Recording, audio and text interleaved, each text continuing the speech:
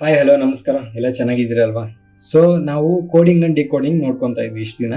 Coding and ಡಿಕೋಡಿಂಗು ರೀಸನಿಂಗಲ್ಲಿ 4th chapter ಅಂತ ಹೇಳಿದೆ.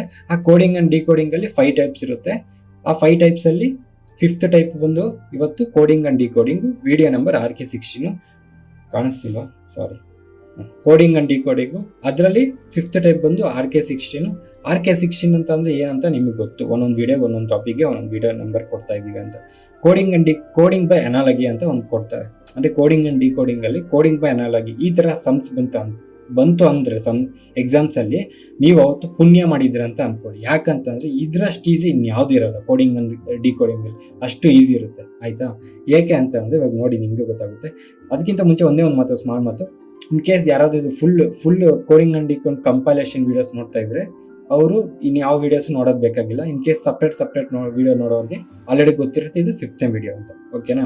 ಈಗ if newspaper is magazine ಅಂದರೆ ನ್ಯೂಸ್ ಪೇಪರ್ ಮ್ಯಾಗಝೀನ್ ಆದರೆ magazine is book, magazine book ಆದರೆ book is notebook, book notebook ಆದರೆ notebook is pencil, notebook pencil ಆದರೆ and pencil is eraser, pencil eraser ಆದರೆ what we will be used for writing, ಬರೆಯೋಕ್ಕೆ ನಾವು ಏನು use ಮಾಡ್ತೀವಿ? Pencil.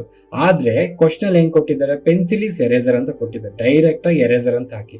ಹೌದು, common sense. ಅಂದರೆ ನಾವು ಪೆನ್ಸಿಲಲ್ಲೇ ಬರೆಯೋದು, ಅವ್ನು ಕ್ವಶನಲ್ಲೇ ಕೊಟ್ಟಿದ್ದಾರೆ ಪೆನ್ಸಿಲ್ ಎರೇಸರ್ ಆದರೆ ಅಂತ.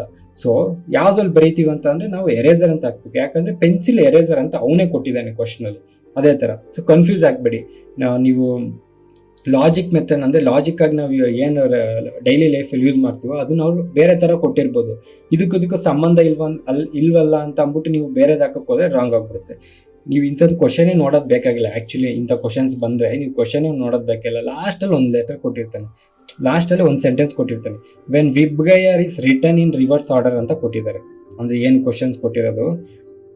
What would be the first colour among the 7 colours of rainbow? ಅಂದರೆ ವಿಬ್ಗಯರಲ್ಲಿ ಉಲ್ಟಾ ಬರೆದಾಗ ಫಸ್ಟ್ ಕಲರ್ ಯಾವುದಾಗಿರುತ್ತೆ? ವಿಬ್ಗಯರ್ GYOR ಅಂತ ಅಂದರೆ ರೆಡ್ಡು. ಇಲ್ಲಿ ರೆಡ್ ಯಾರು ಅಂತ ಕೊಟ್ಟಿದ್ದಾರೆ? ಎಲ್ಲಪ್ಪ ಇದೆ red? Red means white. So ನಮ್ಮ ಆನ್ಸರ್ ಏನಾಗುತ್ತೆ? ವೈಟು. ವಿಬ್ಗಯರಲ್ಲಿ ಉಲ್ಟಾ ಬರೆದ್ರೆ ಫಸ್ಟ್ ಲೆಟರ್ ಆರ್ ಅಂದರೆ ರೆಡ್ ಅಲ್ವಾ ಅಂತ ಅಂದ್ಬಿಟ್ಟು ರೆಡ್ ಟಿಕ್ ಹಾಕಿದ್ರೆ ಹೋಯ್ತು ಗೋತಾ ಅಂತ. ಯಾಕಂತಂದ್ರೆ ಇಫ್ ರೆಡ್ ಮೀನ್ಸ್ ವೈಟ್ ಅಂತ ಕೊಟ್ಟಿದ್ದಾರೆ. Red means white means yellow means blue means violet and violet means red ಅಂತ ಅವರೇ ಕೊಟ್ಟಿದ್ದಾರೆ. ಈ ಕಲರ್ ಈ ಕಲರ್ ಆದರೆ ನಮಗೆ ವಿಬ್ಗಯರಲ್ಲಿ ಬರುವ ಉಲ್ಟಾ ಬರೆದಾಗ ಫಸ್ಟ್ ಯಾವ ಕಲರ್ ಬರುತ್ತೆ? ರೆಡ್ಡು. ಬಟ್ ರೆಡ್ ಅಂದರೆ ಇಲ್ಲಿ ವೈಟ್ ಅಂತ ಕೊಟ್ಟಿದ್ದಾರೆ, ಅದಕ್ಕೆ ನಾವು ವೈಟ್ ಅಂತ ಟಿಕ್ ಹಾಕ್ಬೇಕು.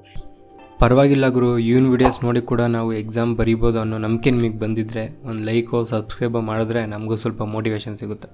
ಇಂಥ ಕ್ವಶನ್ಸ್ ಬಂತು ಅಂತ ಅಂದ್ಕೊಳ್ಳಿ ನೀವು, ಪುಣ್ಯ ಆವತ್ತು ನಿಮಗೆ ಅಷ್ಟು ಈಸಿ ಇರುತ್ತೆ. ನೆಕ್ಸ್ಟ್ ಇನ್ನೊಂದು 2 ಕ್ವಶನ್ ನೋಡೋಣ. ಕನ್ಫ್ಯೂಸ್ ಏನು ಆಗಬೇಡಿ, ನಿಮಗೆ ಗೊತ್ತಾಗುತ್ತೆ ಹೋಗ್ತಾ.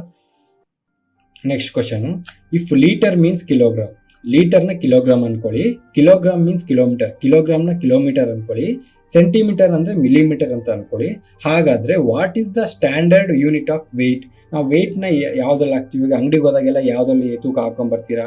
ಕಿಲೋಗ್ರಾಮ್ಸ್, KG ಲೆಕ್ಕದಲ್ಲಿ ಅಲ್ವಾ ಕಿಲೋಗ್ರಾಮ್ಸ್. ಇವಾಗ ಕಿಲೋಗ್ರಾಮ್ಸ್ ಅಂದರೆ ಏನು? ಕಿಲೋಮೀಟರ್. ಸೊ ಕ್ವಶನ್ ಏನು? What is the standard unit of weight ಅಂತ ಅಂದರೆ ಕಿಲೋಗ್ರಾಮ್ ಅಂತ ನಮಗೆ ಗೊತ್ತು. ಕಿಲೋಗ್ರಾಮ್ ಅಂತಂದರೆ ಇಲ್ಲಿ ಕಿಲೋಮೀಟರ್. ನಮ್ಮ ಆನ್ಸರ್ ಕಿಲೋಮೀಟರ್ ಆಗಿರುತ್ತೆ. ಕಿಲೋಗ್ರಾಮ್ ಅಲ್ಲ, ಕಿಲೋಮೀಟರ್. ಅದು ಅರ್ಥ ಆಗ್ತಿದೆ ಅಲ್ವಾ? Very simple. Next question, if green is white, green white ಆದರೆ, ವೈಟ್ ಬ್ಲ್ಯಾಕ್ ಆದರೆ, ಬ್ಲ್ಯಾಕ್ ಬ್ಲೂ ಆದರೆ, ಬ್ಲೂ ಪಿಂಕ್ ಆದರೆ, pink is orange and orange is purple, then what is the colour of the 3rd strip of the Indian national flag? ನಮ್ಮ Indian national flag ಯಾವುದು? Saffron, white, green ಅಲ್ವಾ? ಅದರಲ್ಲಿ 3rd strip ಯಾವುದು? Green ಅಲ್ವಾ?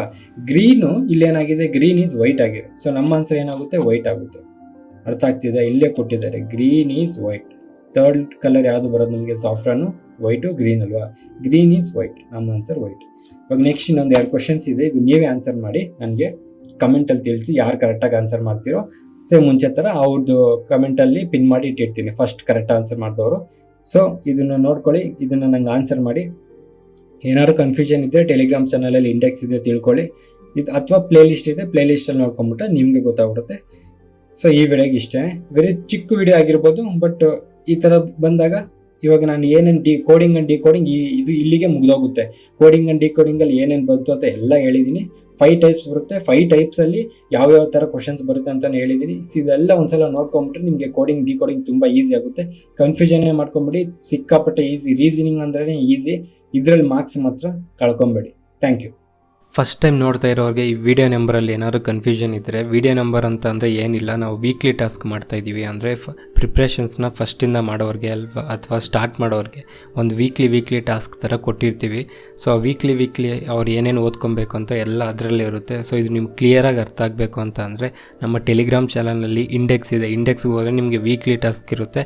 ಆ weekly task ಜೊತೆಗೆ video number, topic ಎಲ್ಲ ಅದರಲ್ಲಿರುತ್ತೆ. ಜೊತೆಗೆ ಯೂಟ್ಯೂಬ್ ಲಿಂಕು ಕೂಡ ಅದರಲ್ಲೇ ಇರುತ್ತೆ. ಸೊ ಪ್ರಿಪ್ರೇಷನ್ ಸ್ಟಾರ್ಟ್ ಮಾಡೋರಿಗೆ ಇದು ತುಂಬ ಯೂಸ್ಫುಲ್ ಆಗುತ್ತೆ. ಒಂದು ಕಡೆಯಿಂದ ಸಿಲೆಬಸ್ನ ಕಂಪ್ಲೀಟ್ ಮಾಡ್ಬೋದು.